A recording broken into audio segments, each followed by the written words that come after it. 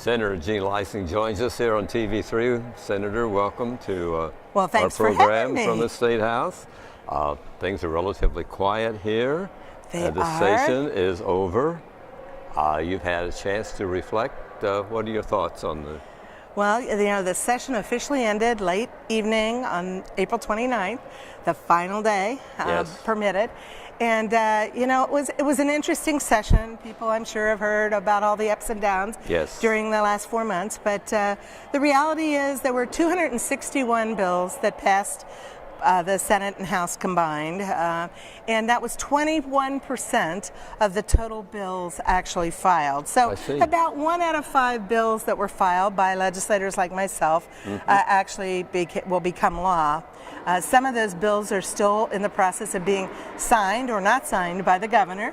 It's my understanding that the governor has at this point, maybe perhaps vetoed 2 bills, and he's let at least 2 become law without a signature. And though I'm sure there may be more yet still.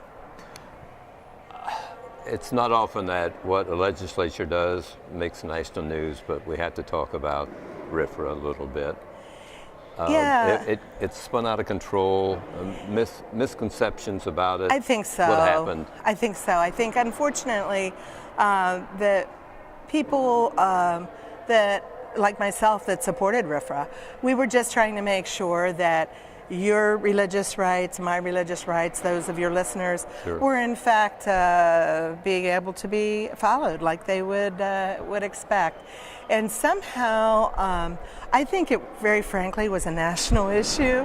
It seems like suddenly it became what they call an LGBT issue for the gay and lesbian community.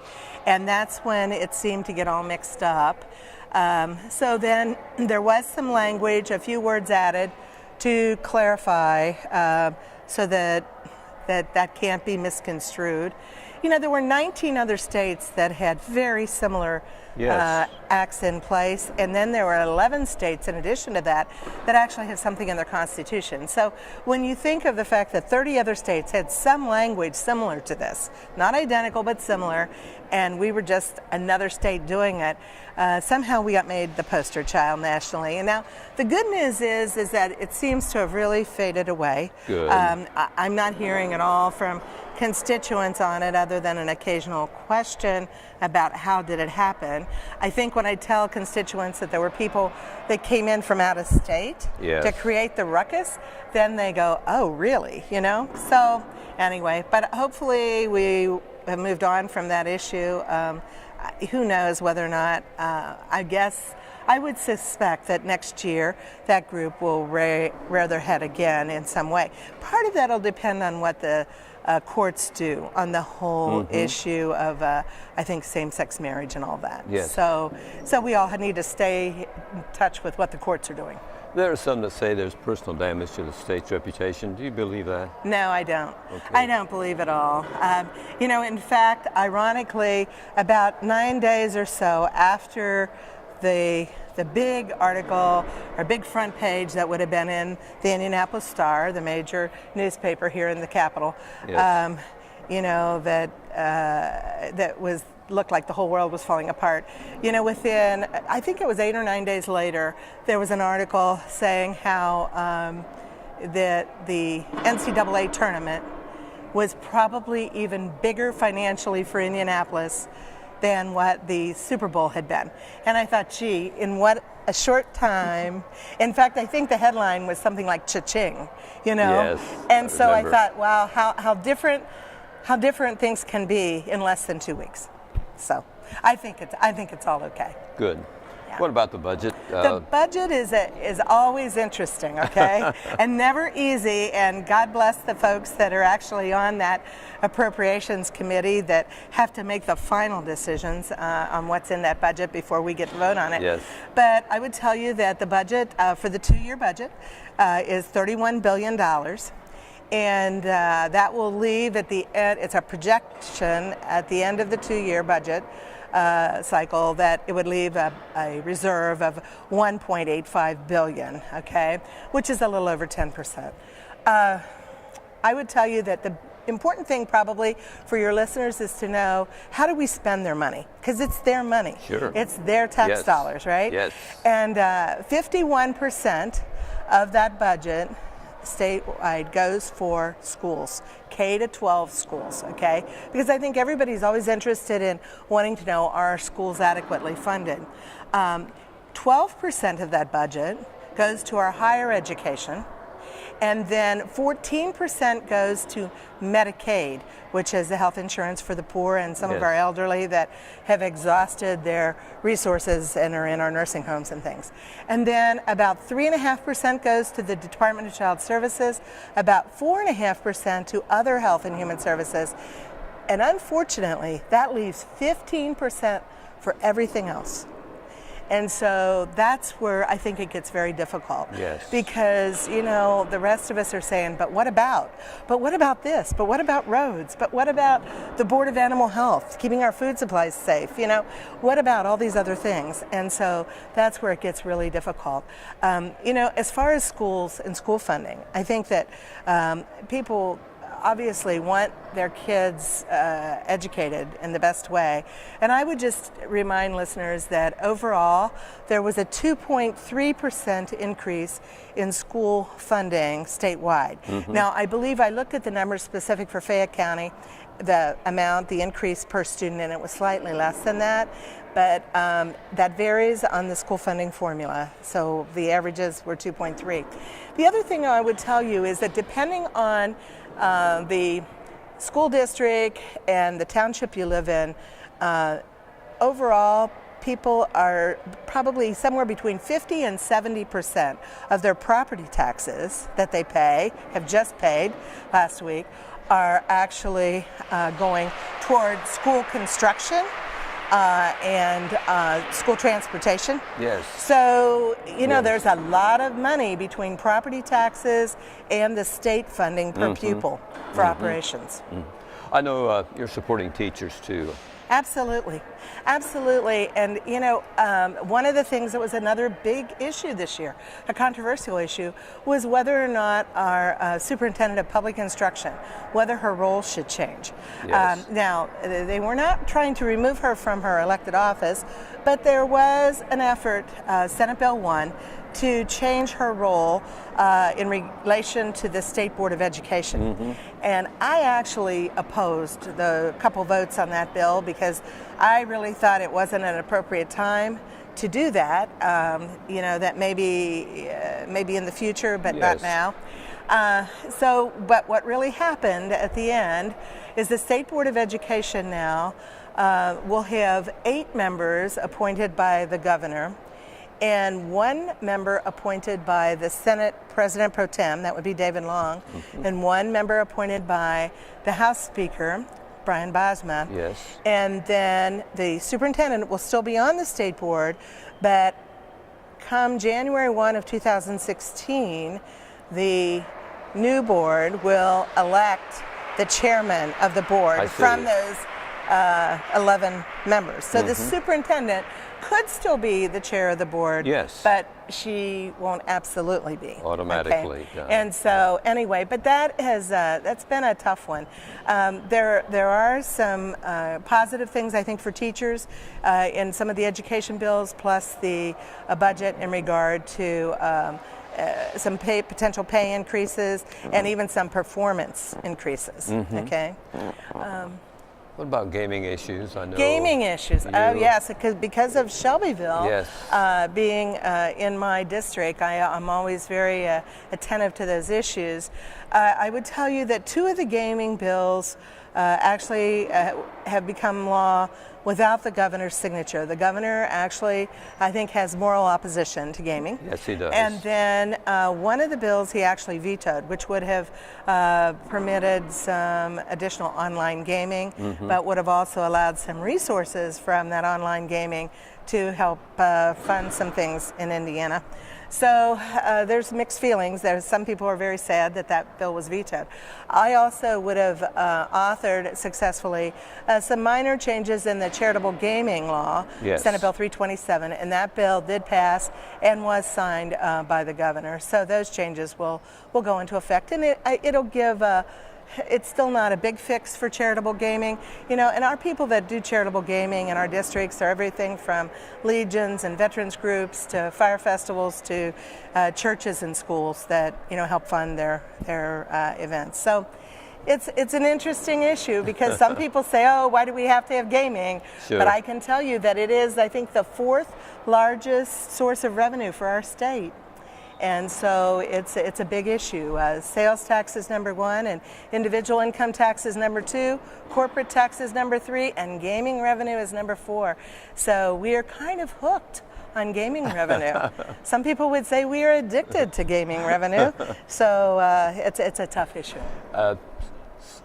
Some can move on land, can't they? Yes, and that's an important part. Yes. You know, the river boats and the lake boats now can move onto land if they choose. They can actually, in the same footprint, in the same location where they are. Yes. But instead of replacing maybe their riverboat that isn't in good shape anymore, they can actually build a facility on land. Yes. And I think that makes sense.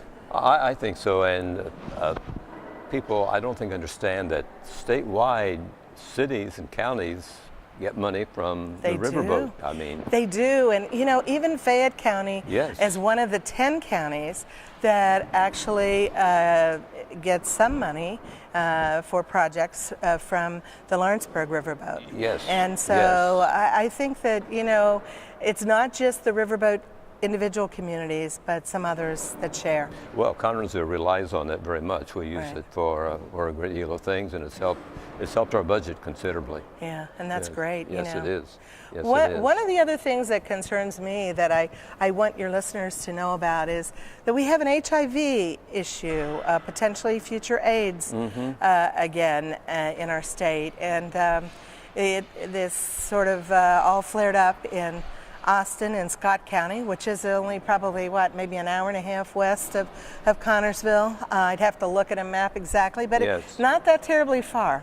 And one of the problems there is that they've had a big heroin usage, and we all know that Oh, yes. heroin has also reared its head in Connersville. Absolutely. So I guess I want your listeners to understand that we really need to do everything we can to make sure that Connersville and other communities in our state don't end up with the same problem. And we know that it is spread definitely by the use of dirty needles in the whole drug process. So we want to, of course, discourage the use of drugs, period. But we have to make sure that people that use drugs understand they're putting themselves at a huge risk if they in fact share needles. And then for our younger people, I don't know that our high school age kids have heard much about AIDS or HIV.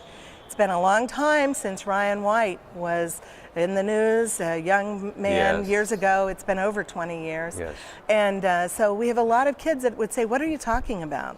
And I think that maybe parents and grandparents that are listening ought to have a sit-down discussion with their high school kids and tell them that, you know, of course, the drug needles are one of the methods of getting HIV, but also sexual transmission. Yes. And so I think that it's time for parents to sit down with their kids and make sure that they know about this, because we're not sure what's really being taught in our schools about this, because it hasn't been an issue.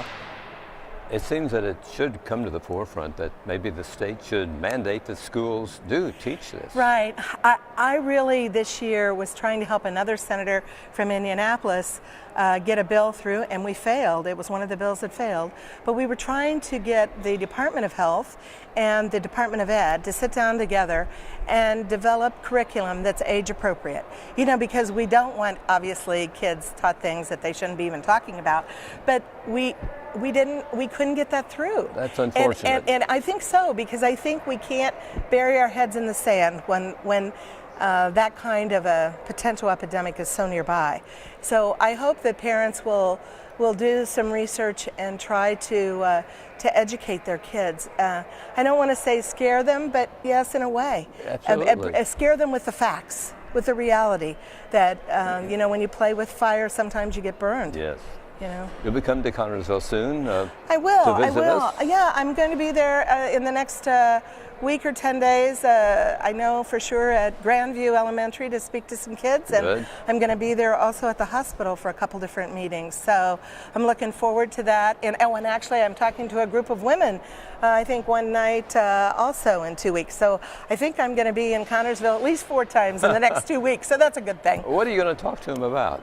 Well, the group of women, yes. I am going to try to give them an update, and maybe a more detailed update than what we just talked about in regard to the budget, some of the issues that were controversial here at the State House, and hopefully answer their questions. You know, the questions things that they have on their mind that we may not even think to share. The 119th General Assembly of the Indiana State Legislature is midway. The first session is 61 days. It has to end by April 29th now, yeah. And you know, they've changed that a little bit because they used to count specifically the days, and now they do it by a final date. I see. So we start normally the first week in January when it's a budget year in the odd years, and then we go until the final date is April 29th, and this year I looked at the clock and I think we died at 5 minutes till midnight. No. So literally we went to the very end. Well, you have stopped the clock in some Well, sessions. years ago they did. That was before I was involved. Okay. So I don't remember ever seeing that happen, but I've heard stories. Yes.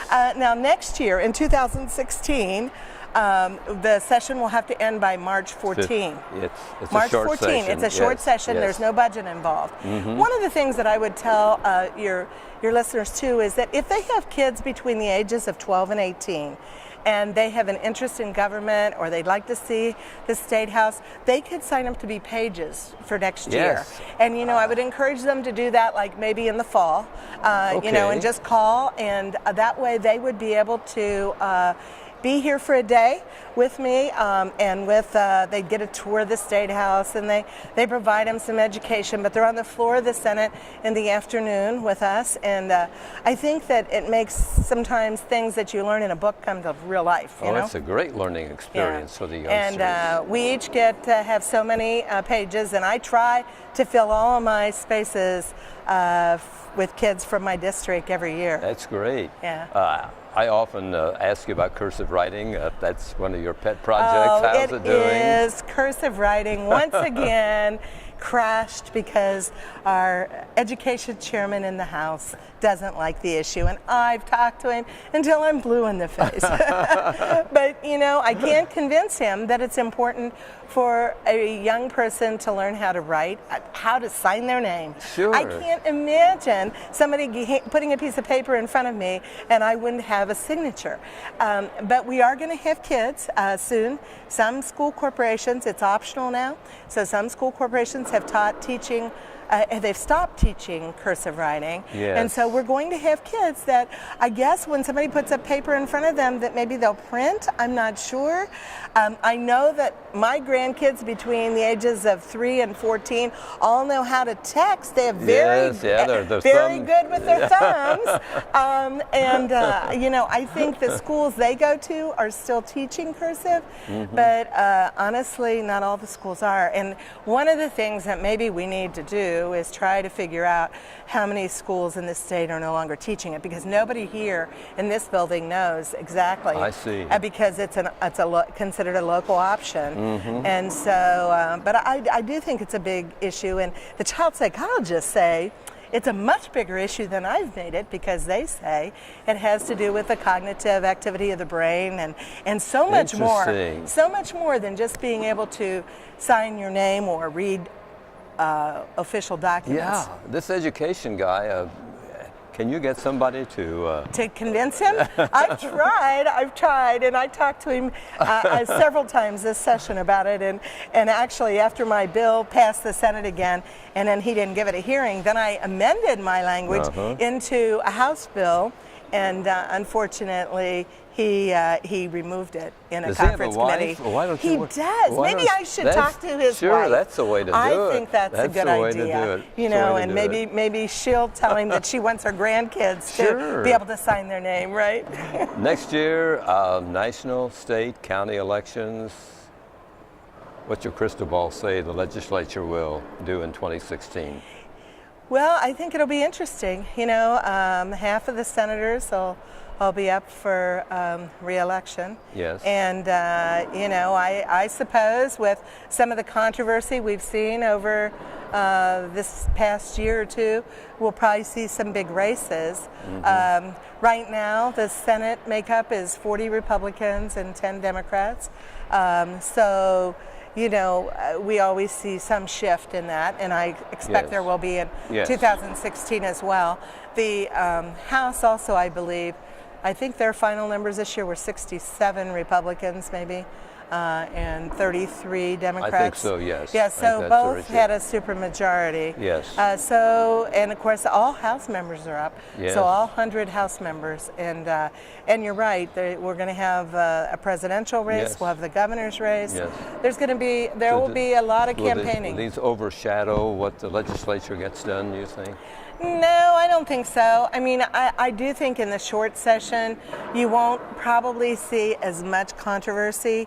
Typically, they will let those bigger issues go for the long session.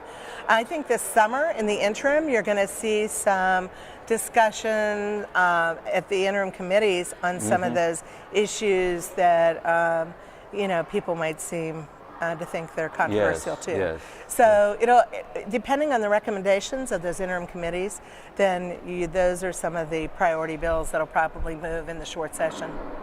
Senator Leising, thanks for your time. Thank you. It's Thank been a you real for joy having talking me. with you, and come to Connersville as often as you can. I will.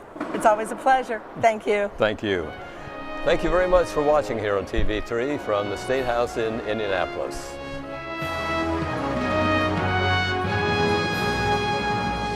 Visiting with Cindy Zemke, who is District 55 representative of the state legislature, and that includes Connersville, Fayette County. We're at the Bra House in Oldenburg. Thanks for inviting us to visit with you. Thank you, Fran. Always great seeing the guys from Connersville. Tell us about the recent General Assembly session. It was action-packed. We finished at midnight on April 29th, as law states we must without having an extension. And yet we passed the budget, and 1 minute until midnight, I think we finished. And very pleased with the budget, and of course it required a lot of work, a few reworks, because revenue forecast had dipped some with the April revenue forecast, and I'm very pleased with what we've been able to accomplish with the budget. Put a tremendous amount of money into education. Yes. Yet again, I believe $474 additional into the education budget. And as I looked at all of the school runs and additional monies, I believe, to every one of my schools in the district, even those, I think even Connersville, even those who have lost students. So we did a little bit different formula that the Senate had come up with in lieu of free and reduced lunch. So I'm proud of the education funding formula in the budget in general. Well, it's so important. I mean, the state without the state aid, the schools wouldn't exist. No, and again, largest increase ever, largest budget ever in the history of the state for education. You know, just regular education without higher ed, 52% of our budget. It's a tremendous amount of money. With higher ed, it's 2/3 of our budget. Talk about charter schools. What do you think of charter schools? Well, from everything I've seen, and again, I don't serve on education committee, but there is a need, and people have found that the parents do opt for the charters if they're in a situation with the schools in their area that they're not happy with. Yes. And so yes, I know at times the education community, the educators get upset between charters, but charters are public schools. And then we have the voucher program as well. And the public schools at times, you know, aren't as happy because of the vouchers, but we believe firmly in education dollars follow the child, and and it allows the parents to provide the school that best suits their child. And again, voucher dollars don't cover all of private education. but it may allow that parent to defray, a large enough part of that expense that they can Yes. afford to send their child to a private school. Yes. Many good things happened during the legislature, but they were overshadowed by the controversies. Religious freedom, sort of misinterpreted, spun out of control. Very much so. When I read the bill, we didn't choose to author it in the House, but it came from the Senate. Many states that didn't already have a religious freedom restoration in their statute had chosen to do it this year. Yes. And there are 30 some that already have this in statute. We were certainly blindsided, and I attribute the timing completely to what had happened with that. It was truly a religious freedoms bill. I sat in the Judiciary committee meeting for 3 hours. I don't serve on Judiciary, but I wanted to be informed.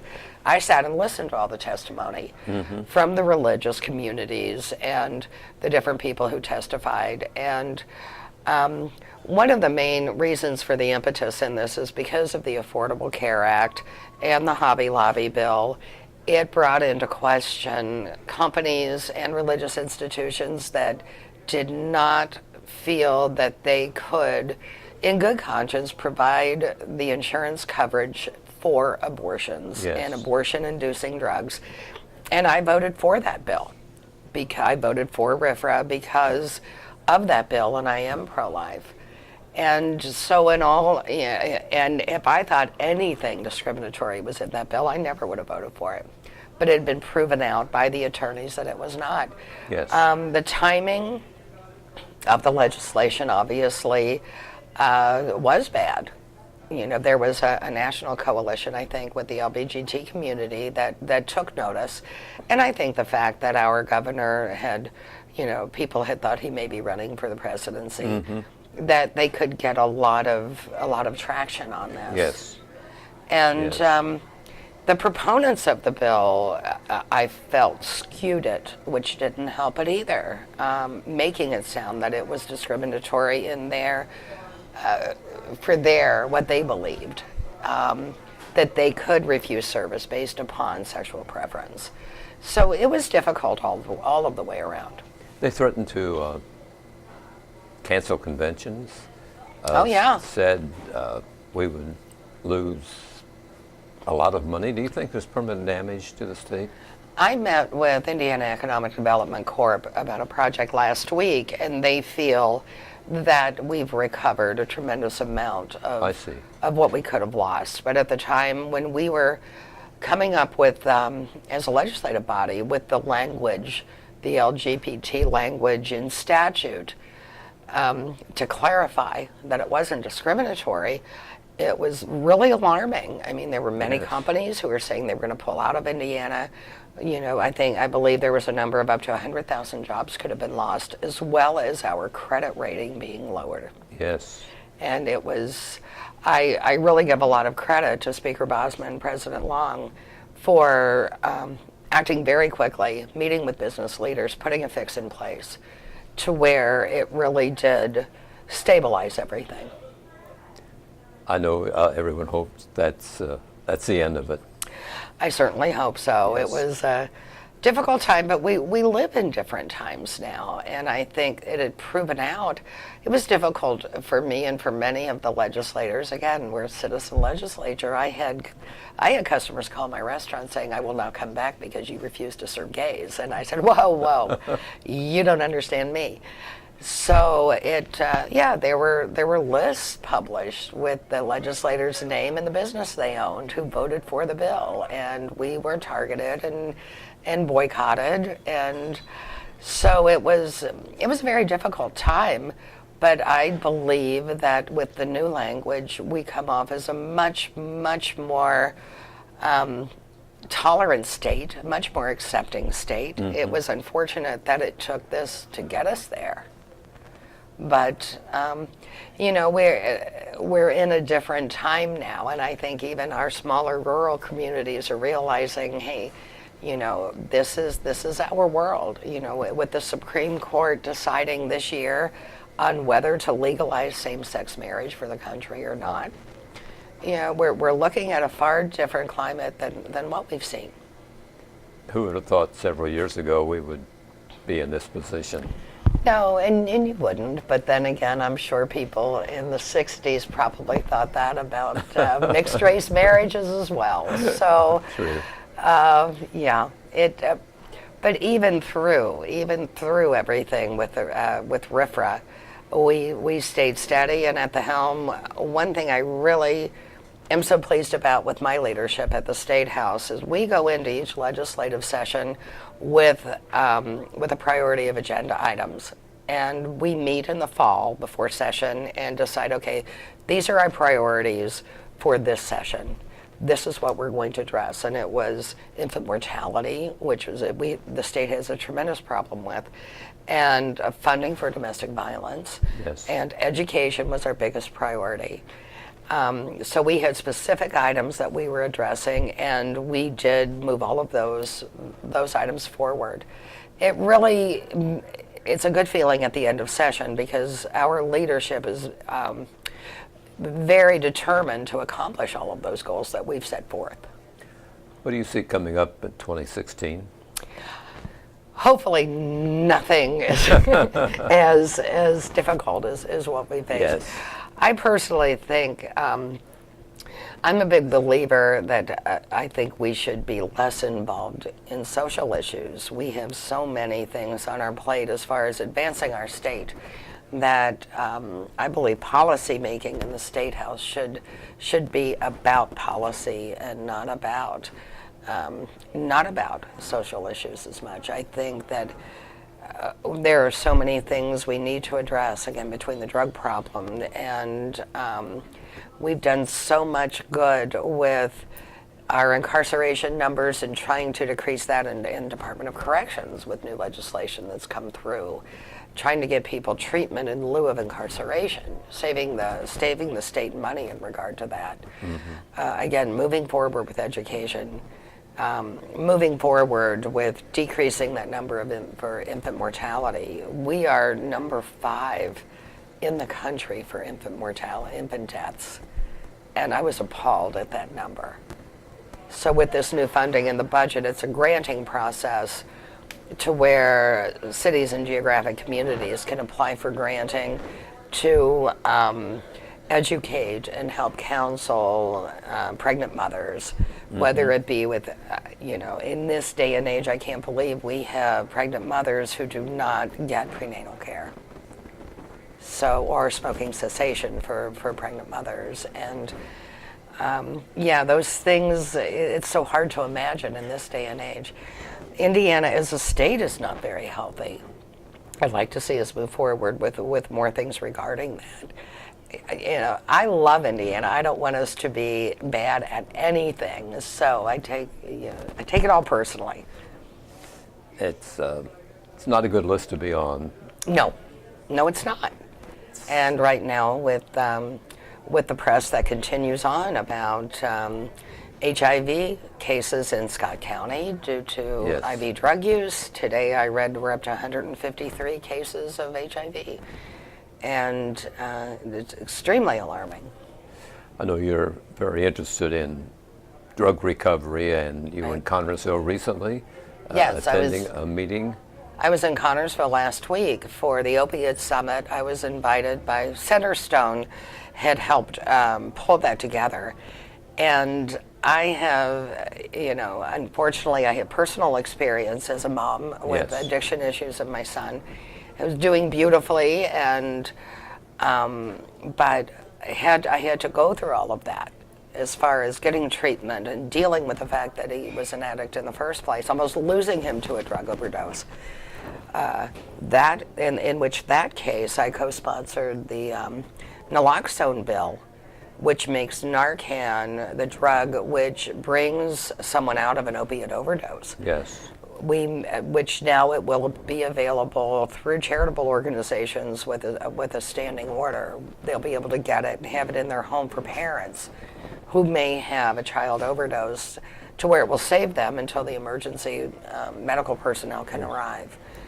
And But I was so moved a few months ago. I had, I think, 8 Girl Scouts come to visit me at the Statehouse's Yes. pages, and there's a form, and it says, what are you most worried about? What do you want to see Indiana improve on? And they are just so worried about drugs. And the one little girl had written down, she had a family member who died of a drug overdose. And I spent some time talking with the girls, and I thought, oh my, we have got to do something. And when I showed up, I thought, when I was going to the opioid forum, I thought, I don't even know how to help Connorsville. But as far as trying to get the help out there, trying to get people to get treatment, another piece of legislation which we felt we needed to pass and the governor signed was the possibility of communities being able to enact a needle exchange program because of this HIV outbreak in Scott County. And I don't like the idea of having to provide needles to an addict. No one does. But we also have a public health emergency that we have got to stop. So these diseases in their tracks. And so part of that conversation in Connorsville last week was, I really wanted to see what kind of support system was in Connorsville. And the health department had stated, she said, I'm swimming in Hep C cases. Connorsville already has, or Fayette County, 58 newly diagnosed hepatitis C cases, which is a precursor of what you may find with HIV. And last year, I think there were 87 cases. And Connorsville, according to the studies that have been done, is one of the highest incidences of hepatitis C cases. And I know that Ed Clear, the chair of the health committee of the House, is looking to schedule a meeting in Connorsville with the hospital now that the legislation is in place to see if somehow funding can be provided to start with testing for HIV in Connorsville in case there are cases out there to stop any kind of spreading of that. It's important to let these people know that help is there for them. Oh, it is. But and they have to be willing to want to be helped. It is. I was so encouraged with the forum because I felt like, oh my, I'm just going to go in there and have to try to find a way to help people. And I had told them at the end of the summit, between some of the local shelters that are available, Centerstone is there. I was very impressed with the chief of police and how he's working, through this. With the counselor at the high school, she had 3 students there. And these students talked, and I was just so pleased to see the school's involvement. Yes. And so there is far more involvement than what I knew was already in place, and I was really pleased with that as far as support systems. The Attorney General's office has been very involved, and 2 of his representatives were there at the meeting as well. So Attorney General Zeller's group was down from the Drug Task Force. They've been very involved. They've been very involved in pushing for the needle exchange. They were involved with the naloxone bill. So I'm really pleased that the AG's office is really stepping up for this. And the controversial issue was the State Board of Education. Yes. Are you pleased that that was brought to a conclusion? Yeah. It was brought to us because the State Board of Education said we can't get our work done because they felt the superintendent was not addressing the priorities that we were giving them as far as the legislature. Yes. We passed the legislation, and it goes to the State Board of Ed to enact the legislation. And the superintendent at the time, there were several instances where she walked out of meetings, or anyway, the agenda was not moving forward, and they were really having difficulty. And I know they had come to the Senate, the House leadership, and to the governor saying, "We need help. We don't know what to do." So their feet were to the fire because they were not getting anything done. And when the bill was authored, for one thing, everyone should know, Indiana is only one of 2 states where the superintendent of education is automatically the chair of the State Board of Ed. And Oklahoma is the other state. So what our legislation was doing was simply having the superintendent of public instruction not being automatically named the chair would be elected from the other members of the State Board of Education. And they could either choose the superintendent or one of the other members. Yes. And of course, it was another very controversial subject because, then the teachers union gets very involved in there. They're very vocal and they have, a long reach. But the way it ended up was, and I am pleased that will not be enacted until after the superintendent's term is served. But now there is a vice chair that will be named and brought forth by their body, and that person will be able to conduct business in the absence of the chair. So if whoever the superintendent may be decides not to remain in a meeting, Yes. business will go on. That's good. And I thought it was a good compromise. And still, we have a duty to the children in our schools and to the teachers and politics cannot be a part of that. It should never be a part of that, or power plays or anything else. It's a matter of getting good work done and trying to have one of the best education systems in the country. And we still have certainly not achieved the level of success in our schools that any of us want. Staying on education, talk about ISTEP. Where are we headed?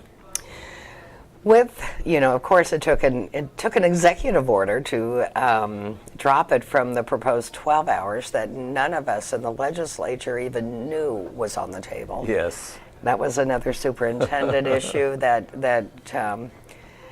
from what I was told, the superintendent had been kind of in a vacuum working on that situation. And we thought, I had teachers come in here in tears saying, what are we going to do? I mean, I can't have my kids go through this. Sure. So through executive order, the governor had dropped it to 6 hours. And they are looking forward, going forward, that's really being looked at and studied as far as what the true ISTEP test will be. I know Senator Kenley had a bill that I, for one, was very interested in doing more of a standard off-the-shelf test, like NWEA testing. But it was proven out that would not work with all of Indiana standards. So I really believe that with further study, they'll come up with testing that makes far more sense. And, these teachers are doing everything they can, and it is very difficult when you feel like, hey, I'm just teaching to the test here. What else would you like to talk about from the previous session? Well, I already hit on the points that I'm very proud of. Between try to work with our drug problem, try to work with public health, with the funding for domestic violence abuse and infant mortality, with a really good budget, and also the balanced budget amendment, which for our AAA credit rating, that helps us maintain that. We always pass a balanced budget with reserves. So you leave there, and I work with a really tremendous group of people who care deeply, and as I do. So you come out, and I'm not saying we weren't unscathed, but we certainly brought forth a lot of good policy for Indiana this year. Next year's an election year. Will your name be on the ballot? Yes. Yes, it will be there again. There are still some improvements for Indiana that I really want to see happen, and for the district. I want to see, I fight to try to get more jobs in Connersville and Fayette County, and I'm sure doing what I can.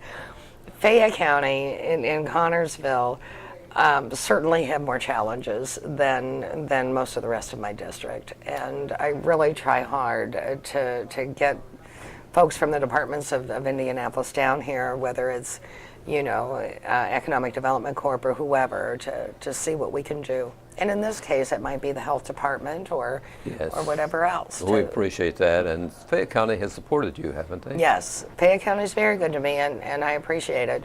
You've got a great town there. Every time I visit Connorsville, and I think, what a lovely town. I drive through. This meeting was over at Roberts Park, and I always enjoy the fair, and I really, really like Connorsville, and the people are wonderful to me.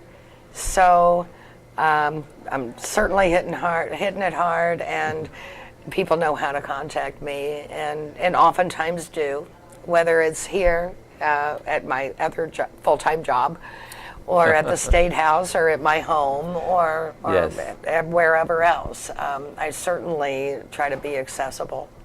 And I know you welcome pages too, don't you? Students Oh, I come? love having pages come up to the Okay. Statehouse. I had mentioned I had the Girl Scouts in. Yes. And they really, I think it's such an eye-opener for them to be able to get a tour of the Statehouse and the Senate chambers and House chambers and watch legislation go through. And I really encourage anybody who wants to page to make it up there and spend time with us. It's a great civics lesson. It is. It very much is. And the tour office does a really great job with it. Cindy, thank you very much. Cindy Thank you. represents Connorsville and Fayette County as a representative in the state legislature. Thanks again. We'll see you soon. Thank you.